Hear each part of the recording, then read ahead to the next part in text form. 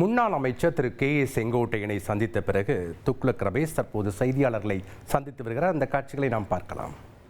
நான் பார்க்கிறேன், தமிழக வெற்றிக் கழகம் நிச்சயமாக அந்த கட்சியினுடைய வளர்ச்சிக்கு பயன்படக்கூடிய மிக முக்கியமான கருவியாக திரு செங்கோட்டையன் அவர்கள் இருப்பார் என்று நான் திடமாக நம்புகிறேன். அது தவிர திரு செங்கோட்டையன் அவர்கள் தமிழக வெற்றிக் கழகத்தில் இணைந்த பிறகு அவருக்கு அளிக்கப்படுகிற முக்கியத்துவம் அல்லது பொறுப்பு, கௌரவம், அதை பார்த்து அண்ணா திராவிட முன்னேற்றக் கழகத்தில் இருக்கக்கூடிய அதிருப்தி மனநிலையில் இருக்கக்கூடியவர்கள் சிலர் அவருடைய முடிவை பின்தொடர்வதற்கான வாய்ப்புகள் இருப்பதாகவும் நான் பார்க்கிறேன்.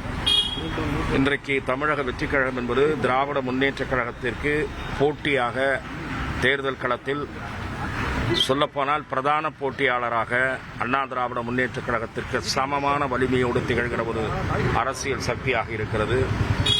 சில பகுதிகளிலே அண்ணா திராவிட முன்னேற்றக் கழகத்தை விட தமிழக வெற்றிக் கழகத்திற்கு கூடுதலான ஆதரவு இருப்பதாக எனக்கு தெரிந்த கருத்து கணிப்புகளை நடத்துகிற 1-2 நண்பர்கள் தெரிவிக்கிறார்கள்.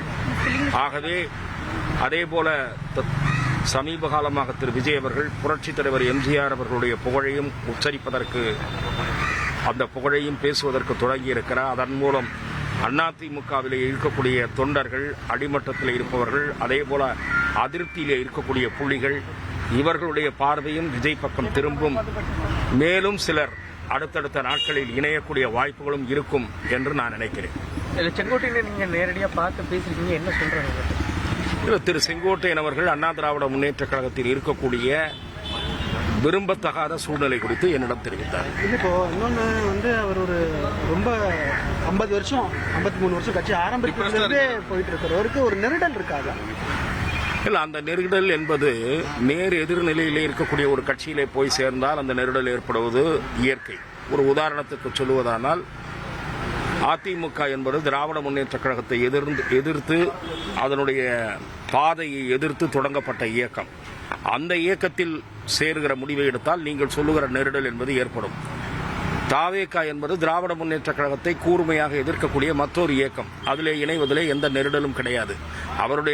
அதைத்தான் நான் குறிப்பிட்டேன். அவருடைய அரசியல் அனுபவத்தை தாவேகா உரிய வகையிலே பயன்படுத்திக் கொள்வது அந்த கட்சியினுடைய வளர்ச்சிக்கும் எதிர்காலத்திற்கும் நல்லது என்று நான் பார்க்கிறேன்.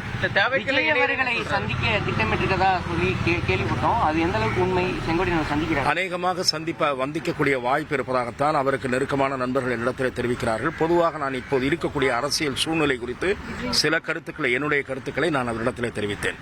நன்றி.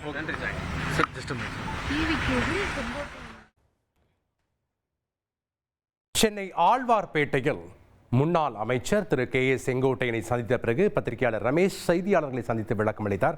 அந்த காட்சிகளை நாம் நேரடியில் பார்த்தோம். இனி செல்லும் இடமெல்லாம் செய்தி. தந்தை டிவியின் வாட்ஸ்அப் சேனலை ஃபாலோ பண்ணினா செல்லருக்கும் இடமெல்லாம் செய்தி. இதோ QR கோட், இப்பவே ஸ்கேன் பண்ணுங்க, ஃபாலோ பண்ணுங்க.